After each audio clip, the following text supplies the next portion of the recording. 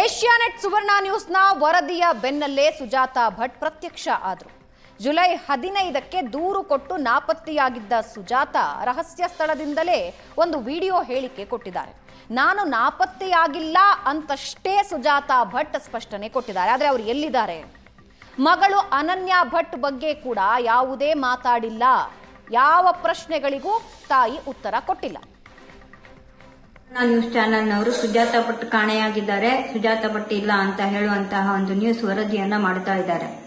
ದಯವಿಟ್ಟು ಸುಜಾತಾ ಭಟ್ ಎಲ್ಲೂ ಹೋಗ್ಲಿಲ್ಲ, ಇಲ್ಲೇ ಇದ್ದಾರೆ.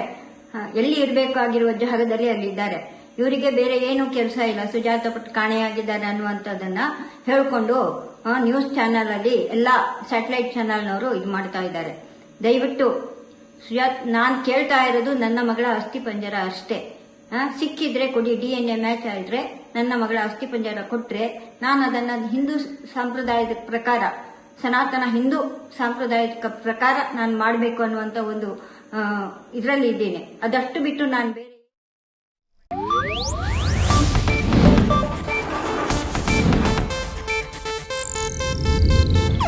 ಇದು ಏಷ್ಯಾನೆಟ್ ನ್ಯೂಸ್ ನೆಟ್ವರ್ಕ್ ಪ್ರಸ್ತುತಿ.